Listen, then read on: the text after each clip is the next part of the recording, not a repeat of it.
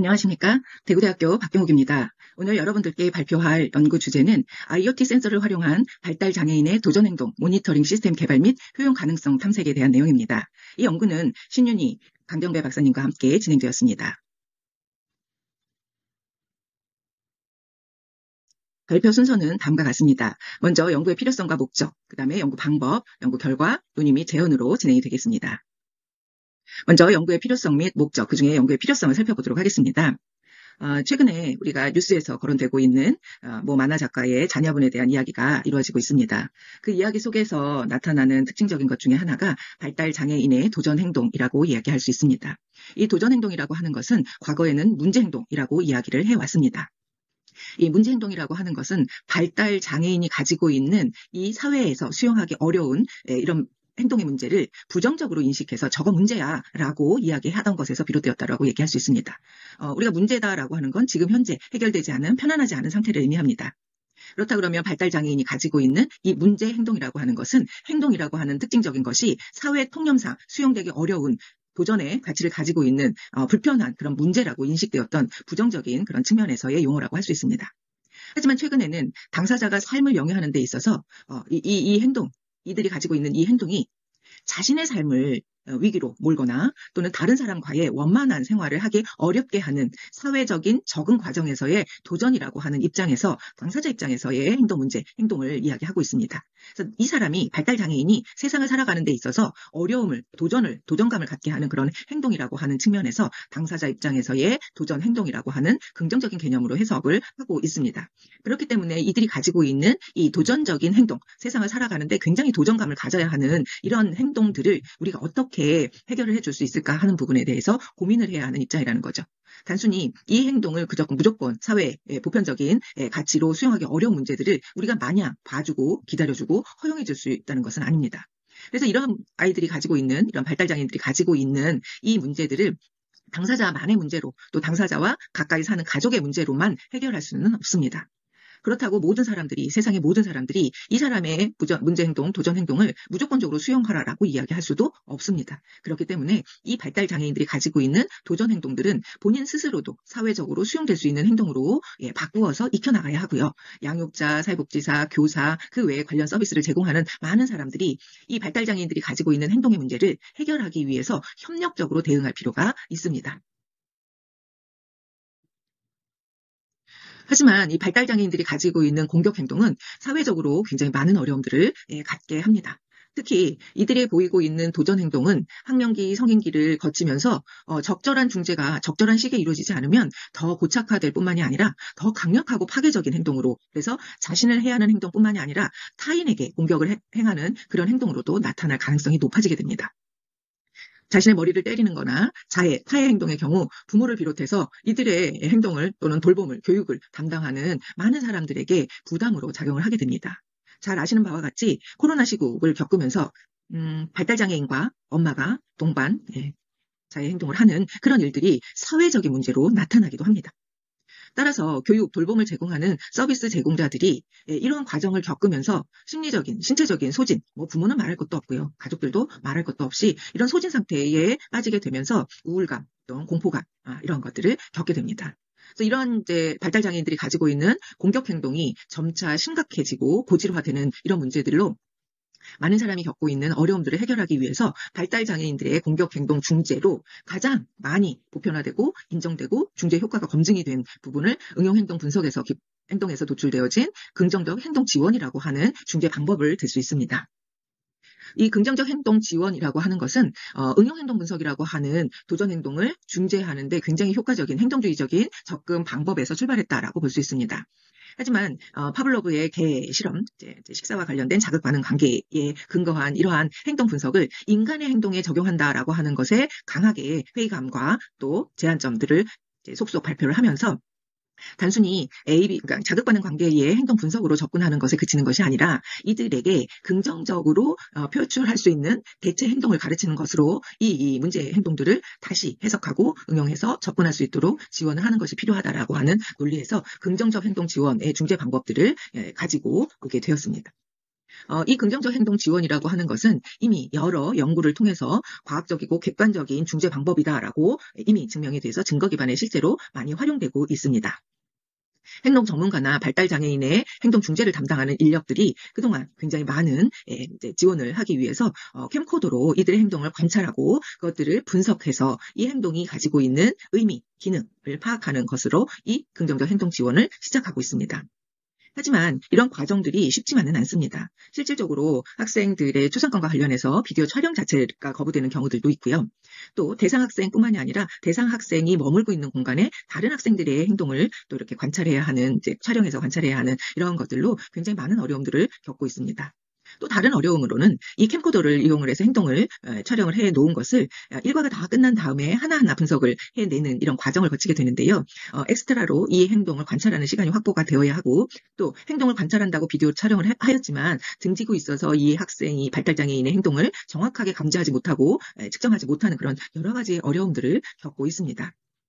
그럼에도 불구하고 이러한 방법을 활용을 해서 중재의 시작점을 찾는 것은 이 기록 관계가 없다 그러면 이 행동의 기능이 무엇인지, 얼마나 자주 일어나는지, 어느 시간대에 일어나는지 등과 관련되어진 정보를 전혀 파악할 수 없기 때문에 불편하고 어렵더라도 이 행동을 관찰하고 기록하고 분석하는 과정들이 반드시 필요한 방법이라고 얘기할 수 있습니다.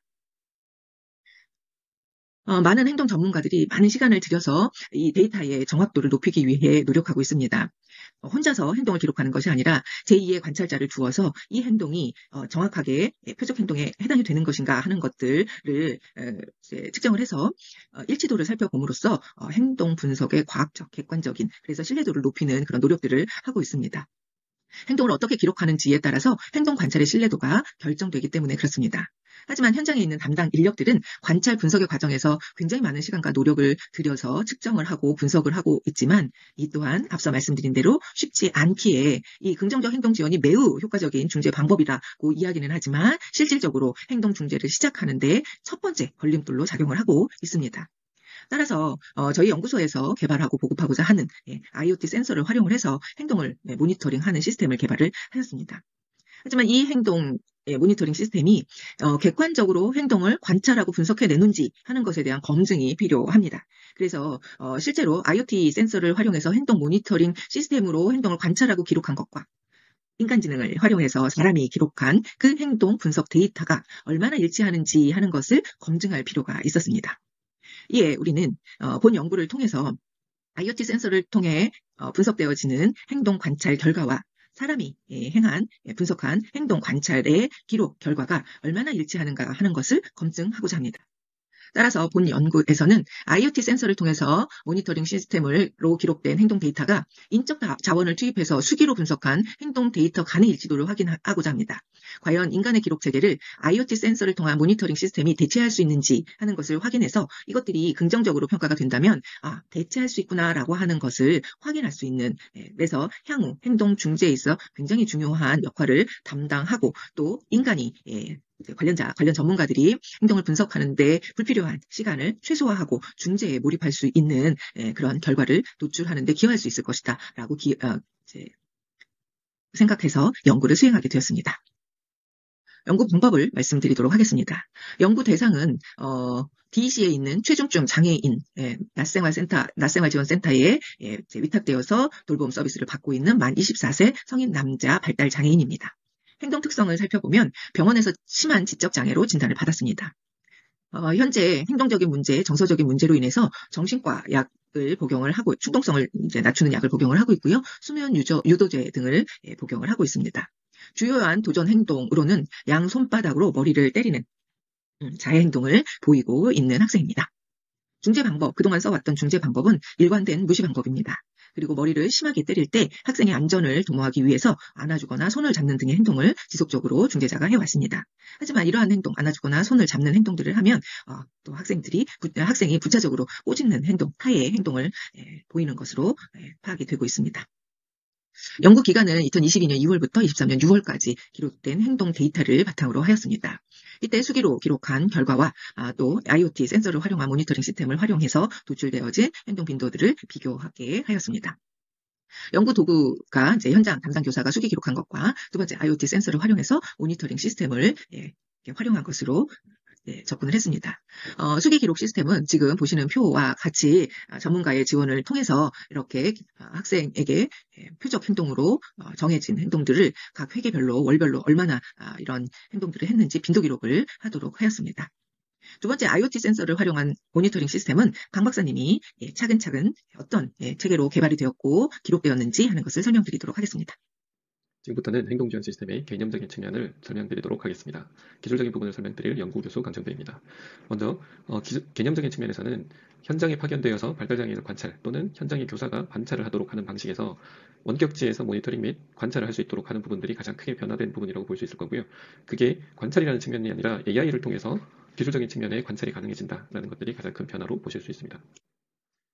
AI를 통한 기록 방식의 변화에 대한 부분에서는 보시는 것처럼 왼쪽 화면에서는 사람에 의한 기록 방식일 경우에는 초시계를 가지고 있는다든지 종이로 인쇄된 자료에 의해서 직접 수기로 작성을 하는 방식으로 되어 있습니다. 그 방식 또한 빈도 기록이라든지 간격 기록을 통해서 하게 되는데 AI를 통한 방식의 변화는 사건이 발생한 시점, 즉 행동이 발생한 시작 시간과 끝 시간을 기록하는 자동으로 AI가 기록되기 때문에 별도의 간격이라든지 빈도 기록이 없이도 어떤 행동이 언제 일어났는지 발생한 시간대나 발생 시간에 따른 지속 시간 또는 행동의 시간대별 변화까지 직접적으로 관찰이 가능하도록 되어 있는 시스템입니다. 이러한 시스템을 크게 3개 단계로 분류해 볼 수 있습니다. 첫 번째는 지능형 영상 장비가 행동을 인식하는 단계, 첫 번째 단계로 볼 수 있고요. 두 번째 단계는 인식된 행동을 행동 지원 시스템을 통해 가지고 기능 분석을 하도록 하는 온라인 시스템의 단계가 있습니다. 이 부분은 클라우드를 통해서 정보가 제공이 되도록 되어 있고요. 마지막으로 세 번째 단계는 인식된 행동이 시스템적으로 제공된다고 하더라도 실제 현장에 있는 교사 또는 원격지 전문가가 이러한 서비스 분석된 행동에 대해서 지원하게 되는 단계, 즉 행동 중재 계획 및 실시 단계에 되는 크게 3가지 단계로 볼 수 있습니다. 이런 3가지 단계에서는 각 단계가 완벽한 독립적으로 움직여진다기보다는 지능형 영상 장비 같은 경우에도 행동을 인식하는 단계와 행동 중재 계획 및 실시 단계, 즉 중재 프로그램이 제공되는 동안의 행동을 분석하는 방식에 대해서도 지능형 영상 장비가 활용이 되도록 되어 있고요. 그리고 행동 지원 시스템 같은 경우에도 행동을 기능 분석한다든지 행동 중재 계획을 수립하고 그 내용들이 기록되는 방식은 클라우드 시스템을 통해서 하게 될 내용이고요.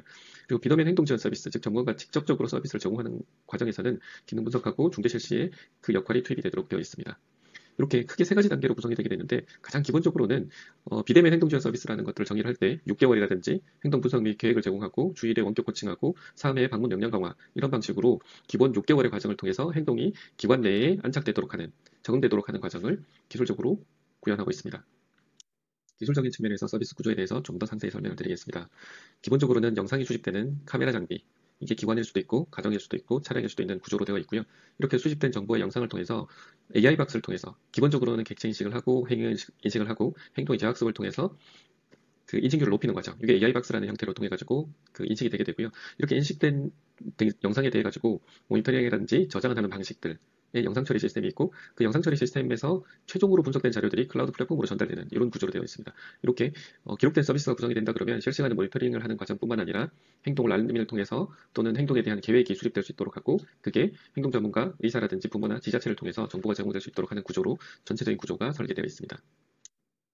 크게 시스템 구조는 3가지로 구분된다고 볼 수 있습니다. 각 기관에서 시스템을 구축하여 행동에 대해서 수집 분석되는 시스템이 있게 되고요. 그게 온프레미스 방식으로 지원되는 방식인데 A 기관뿐만 아니라 여러 가지 기관들에 쭉 설치될 수 있는 구조도 되고요. 클라우드 시스템은 분석된 결과에 메타데이터만을 클라우드로 전송하여 행동 발생 및 통계에 대해서 지원하는 방식입니다. 그리고 행동분석센터, 즉 원격지 전문 기관에서 제공하는 방식의 서비스가 있게 되고요. 그 서비스에서는 행동 분석한다든지 영상 클라이언트를 통해서 특정 사항에 대해서는 영상을 볼 수 있도록 하는 그러니까 사전에 발생한 사항을 분석한다든지 이런 필요에 의해서 볼 수 있도록 되는 게 있고 현장을 행동을 지원하는 구조로 크게 구조적으로는 3가지로 분류되어 있다고 보시면 될 것 같습니다. 실제 영상 AI 관련해가지고 설치된 기관에 대한 정보를 잠깐 설명을 드리면 영상 수집 및 처리 행동을 인식하는 단계들이고요. 이 실제 설치된 경우 같은 경우는 기존에 CCTV가 있었습니다. 기존 CCTV가 있었던 부분들을 조금 확장해서 사각지대를 조금 줄이고 행동에 대한 분석 정확성을 높이기 위해 가지고 보시는 것처럼 파란색으로 표시된 기존 CCTV 외에 빨간색으로 신규 카메라를 설치한 상황입니다. 오른쪽 화면에 보시면 전정에 설치된 카메라를 보실 수 있습니다. 클라우드 서비스는 행동 통계, 행동 기능 분석, 행동 지원에 대한 부분들을 할 수 있도록 구성이 되어 있는 사항입니다. 아래 보시는 내용들은 실제 메뉴에 대한 구성도로 보시면 될 것 같고요. 로그인 이후에 행동 보기, 기능 평가, 지원 계획, 지원 실시, 결과 보기 과정으로 되어 있고요. 그 외에 기관 정보를 설정한다든지 시스템의 전체적인 설정 기능을 하도록 하는 메뉴가 추가되어 있는 사항입니다. 클라우드 서비스에 대해서 실제 로그인 화면이고요. 이 부분은 AI, bcare.ai로 통해 가지고 시스템을 접속해 보실 수 있는데, 기본적으로 아이디 패스워드를 통해서 가입이라든지 로그인을 하실 수 있도록 되어 있고, 네이버나 카카오를 통해서 연동될 수 있도록 되어 있습니다. 클라우드 서비스의 주요 화면을 설명을 드리면, 행동이 기록된 내용을 대시보드 형태로 보실 수 있는 화면이 있고, 행동 지원 담당자가 사건을 직접 기록할 수 있도록 되어 있는 화면도 있습니다. AI가 모든 행동을 기록하지 못하기 때문에 AI가 기록하지 못하는 행동에 대해서는 사용자가 직접 입력할 수 있도록 되어 있는 화면입니다. 기능평가 전체 보기에서는 기능평가를 하는 전체 과정에 대해서 다 보실 수 있고요. 물론 기능평가도 필수로 해야 될 부분이 있고 선택적으로 해야 될 부분이 있기 때문에 필수로 입력하는 부분과 선택적으로 입력하는 부분들에 대해서는 구분하여 표시되어 있습니다. 그리고 중재 방법에 대해서 선택을 하고 입력하는 부분들, 어떤 중재 방법을 쓸 건지 중재 방법들이 화면에 제시가 되고요. 그 중에서 어떤 걸 선택할 거냐에 따라서 선택을 하시게 되면 그 선택한 중재 방법에 따라서 세부 내용도 입력하실 수 있도록 되어 있습니다. 그리고 제일 오른쪽 위쪽에 보시면 중재 실시 결과에 대해서 빈도 형식으로 그래프가 그려져서 제시될 수 있도록 되어 있는 사항입니다.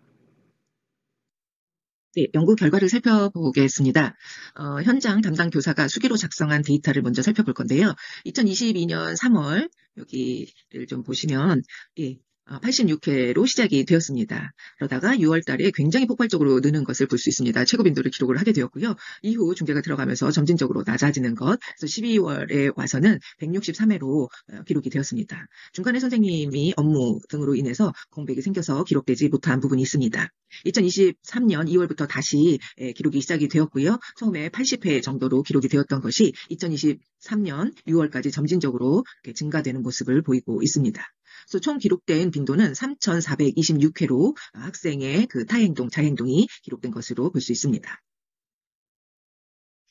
IoT 센서를 활용해서 모니터링한 데이터를 살펴보도록 하겠습니다. 2023년 같은 시기에 시작이 되었고 카메라를 설치해서 학생의 행동을 기록해 보았습니다.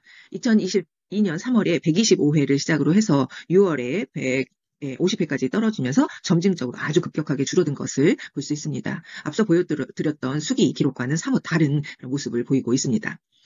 다만 2023년 1월 중에 선생님이 수기로 기록하지 못했던 그 부분을 2023년 1월부터 1월까지도 모두 IoT 센서를 이용한 모니터링 시스템은 기록을 하고 있습니다만 실질적으로 행동이 그렇게 이제 굴곡 있게 나타나지는 않고 있습니다. 그러다가 25년 새롭게 다시 점진적으로 증가되는 그런 모습을 보이다가 또다시 감소하는 추세를 보이고 있습니다. 동일 기간에 학생 발달장애인에게 기록된 나타난 행동들의 빈도를 기록한 것은 456회로 앞서 보여드렸던 수기 기록과는 굉장히 큰 차이를 보이는 것을 알 수 있습니다. 네, 이런 결과를 토대로 해서 몇 가지 논의점을 찾을 수 있었습니다. 첫 번째, IoT 센서를 활용한 모니터링 시스템의 강점입니다. 여러 차례 말씀을 드렸지만 선생님이 업무로 기록할 수 없는 그런 기간 동안에 또는 카메라를 설치할 수 없는 그런 기간에도 IoT 센서를 활용한 모니터링 시스템은 지속적으로 행동을 관찰하고 기록하고 자동 처리를 하고 있다라고 하는 것은 다른 어떤 것에 비한 강점이라고 할 수 있습니다. 하지만 IoT 센서를 활용한 모니터링 시스템의 한계 또한 극명하게 보여주고 있습니다. 수기 기록에 비해서 굉장히 낮은 또는 정확도에 있어서 상당히 낮은 것을 보이고 있습니다. 이는 CCTV의 위치, CCTV가 달려있는 촬영이 가능한 범위에서 일어난 행동들은 잘 기록되고 분석되는 것을 볼 수 있지만 상지되어 있거나 학생이 정면을 응시하지 않고 이렇게 등을 돌리고 있다거나 하는 등의 문제가 발생이 되었을 때는 행동을 체크할 수 없다라고 하는 한계를 가지고 있습니다. 특히 발달장애인들은 1대1 상황 또는 혼자 있는 상황이 거의 없습니다. 이 기간만 하더라도 선생님 두 분이서 10명의 발달장애인을 돌봄 지원을 하고 있는 상황이었습니다. 그렇다 보니 발달장애인 1인에 대한 행동 분석 시스템으로 개발되어진 모니터링 시스템에 다인내 학생들이 포함이 되어 있을 때는 어떤 타겟 대상이 누구인지를 찾아내지 못해서 기록하지 못하거나 기록에 꼬여서 정확하게 기록되지 못하는 그런 기술적인 한계를 가지고 있습니다. 또 세 번째에서는 행동 분류에 대한 것들이 조금 더 면밀히 기록이 되어 있어야 한다. 그리고 또 머리 때리는 행동이 양손으로 이렇게 때리는 행동을 명명할 것인지 아니면 한 손 앞에서 때리는 거 또는 뒤에서 때리는 거 이런 다양한 측면의 행동들이 정확하게 행동 데이터로 모여져서 인식할 수 있도록 명명되어야 되는데 그러한 것들이 명확하지 않아서 인식률이 낮은 것으로 판단되었습니다. 따라서 앞으로 이제 기술적인 지원이 많이 도입이 되고 또 여러 가지 행동에 대한 것들이 필요하다라고 볼 수 있는데요. 첫 번째는 발달장애인의 행동 관찰, 분석을 대체하는 IoT 센서를 활용한 모니터링 시스템이 되기 위해서는 발달장애인들이 가지고 있는 굉장히 다양한 머리 때리기의 행동만 하더라도 굉장히 다양한 유형으로 하위 유형을 분석할 수 있을 텐데요. 그러기 위한 학습 데이터가 필요하다. 실질적인 우리가 연기하거나 연출할 수 없는 발달장애인들이 가지고 있는 고유한 행동 시스템들이 매우 다양한 유형으로 확보가 되어야만 학습 데이터로서의 역할을 할 수 있지 않을까. 두 번째는 정확한 표적 행동 관찰을 위해서 확보된 행동 데이터의 행동 명명에 대한 것들이 우리가 서로 합의하고 들어가야 할 거다. 그러기 위해서는 다양한 유형, 다양한 각도에서 포착되어진 행동 데이터들이 모두 다 이제 입력되고 학습될 수 있도록 해야 할 것이고요. 표적 행동에 대한 정확한 설정, 관찰을 위해서는 CCTV의 개수, 실제로 개발 단계에서는 8개 채널, 16개 채널, 24개 채널, 또 위에서 아래로 찍을 것인지, 정면에서 찍을 것인지, 아래에서 위로 찍을 것인지 등과 관련해서 이 행동에 대한 것들을 다각적인 측면에서 학습할 수 있도록 CCTV의 개수도 굉장히 중요할 것이다라는 생각이 듭니다. 향후 이를 보완하기 위해서 다양한 변인에 대한 정확한 분석을 토대로 IoT 센서를 활용한 모니터링 시스템 개선 작업이 이루어져야 할 것입니다. 결론이라고 드릴 수 있는 말씀은 이제 시작입니다. 시작이지만 가능성을 모색해 볼 수 있었다라고 긍정적으로 평가하고 싶습니다. 앞서 이제 결과만 보고 나면 이거 쓸데없어라고 얘기하지만 그 쓸데없는 그 하찮은 관찰, 분석의 기술이 없기 때문에 시도하지 않는 것보다는 매우 유용하고 중요한 역할이 될 것이다라고 기대할 수 있습니다. 따라서 앞으로 지금 가지고 있는 문제점들을 해결해서 조금 더 나은 결과들을 도출해내게 된다 그러면 안 하고 있는 것보다는 발달장애인들의 행동 문제를 해결할 수 있는 실마리 또는 시작점, 첫발로서의 역할을 할 수 있을 것이다. 기대를 할 수 있습니다. 저는 희망을 갖고 있습니다. 이렇게 저희 연구 결과를 말씀드렸습니다. 아직은 희망이라는 이야기가 무색합니다. 하지만 다음 연구 결과를 가지고 여러분들을 찾아뵐 때는 가능성이 있습니다. 네, 매우 희망적입니다. 라고 자신 있게 이야기할 수 있도록 노력해 보도록 하겠습니다. 감사합니다.